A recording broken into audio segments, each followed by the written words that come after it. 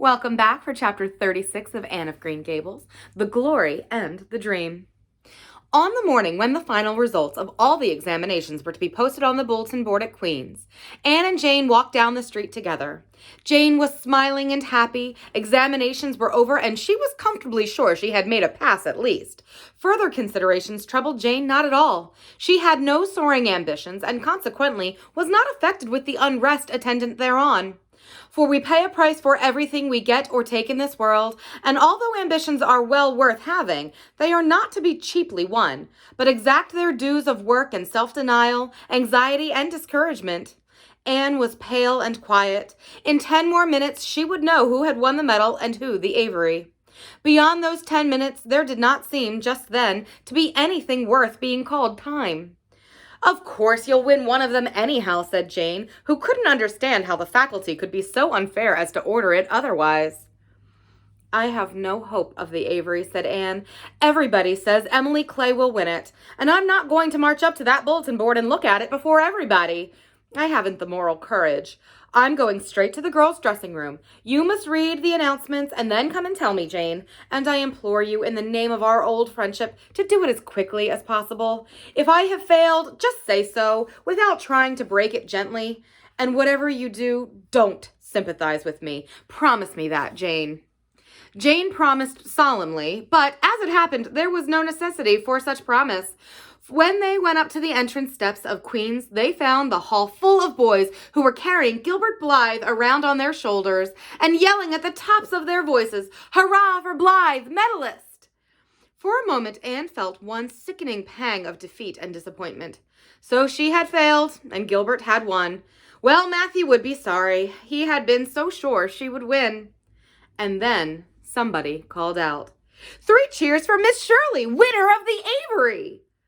"Oh, Anne!" gasped Jane as they fled to the girls' dressing room amid hearty cheers. "Oh, Anne, I'm so proud! Isn't it splendid?" And then the girls were around them, and Anne was the center of a laughing, congratulating group. Her shoulders were thumped and her hands shaken vigorously. She was pushed and pulled and hugged, and among it all, she managed to whisper to Jane, "Oh, won't Matthew and Marilla be pleased? I must write the news home right away." Commencement was the next important happening. The exercises were held in the big assembly hall of the academy. Addresses were given, essays read, songs sung, and public awards of diplomas, prizes, and medals made.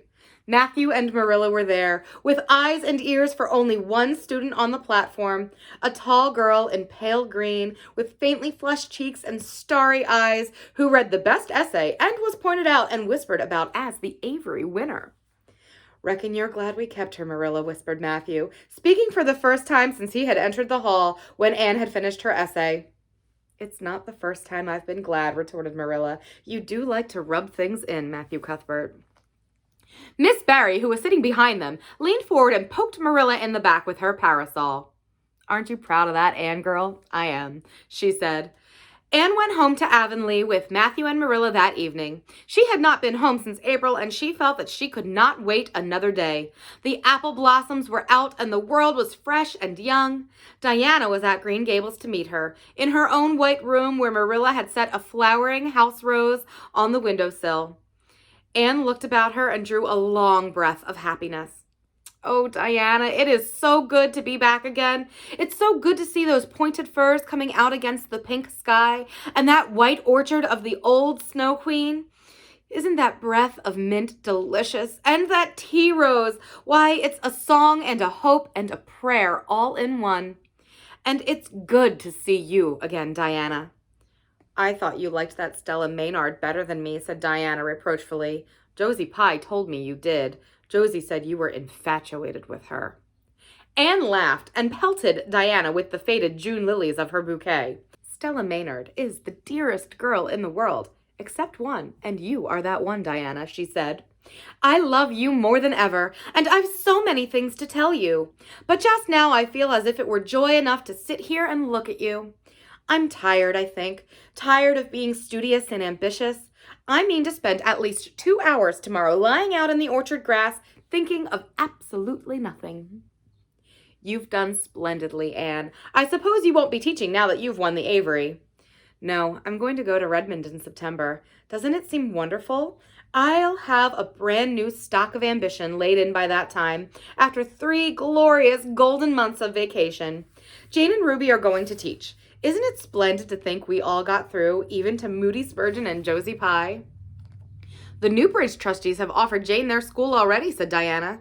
Gilbert Blythe is going to teach, too. He has to. His father can't afford to send him to college next year, after all, so he means to earn his own way through. I expect he'll get the school here if Miss Ames decides to leave. Anne felt a queer little sensation of dismayed surprise. She had not known this. She had expected that Gilbert would be going to Redmond also.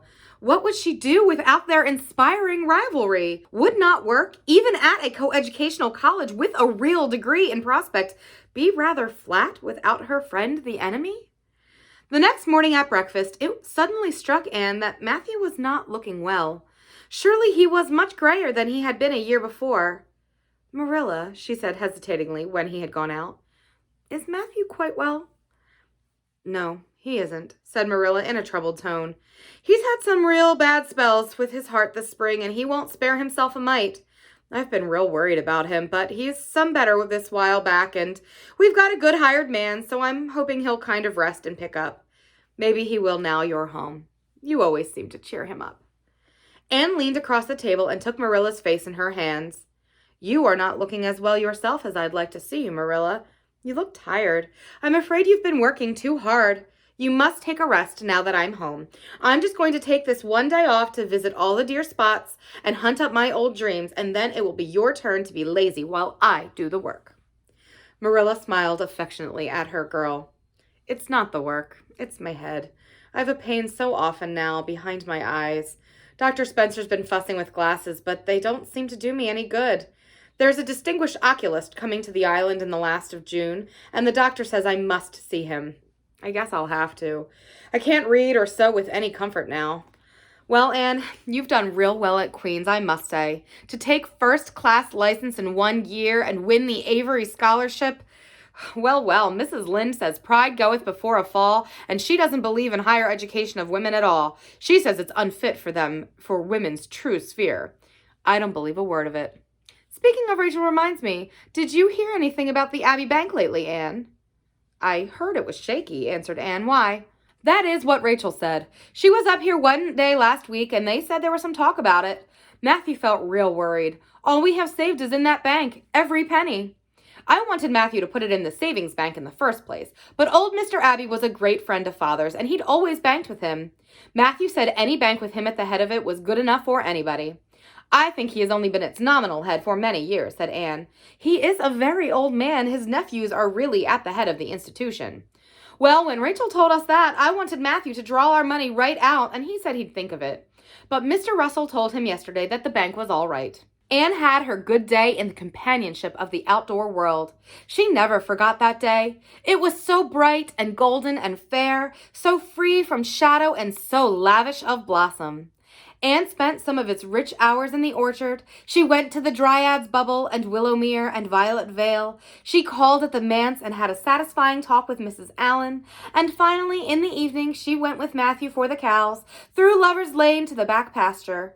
The woods were all gloried through with sunset, and the warm splendor of it streamed down through the hill gaps in the west.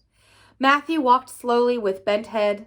Anne, tall and erect, suited her springing step to his. You've been working too hard today, Matthew, she said reproachfully. Why won't you take things easier? Well, now, I can't seem to, said Matthew as he opened the yard gate to let the cows through. It's only that I'm getting old, Anne, and I keep forgetting it. Well, I've always worked pretty hard, and I'd rather drop in harness. If I had been the boy you sent for, said Anne wistfully, I'd be able to help you so much now and spare you in 100 ways. I could find it in my heart to wish I had been, just for that. Well, now, I'd rather have you than a dozen boys, Anne, said Matthew, patting her hand. Just mind you that, rather than a dozen boys. Well, now, I guess it wasn't a boy that took the Avery Scholarship, was it? It was a girl. My girl that I am proud of. He smiled his shy smile at her as he went into the yard. Anne took the memory of it with her when she went to her room that night and sat for a long while at her open window, thinking of the past and dreaming of the future. Outside, the Snow Queen was mistily white in the moonshine.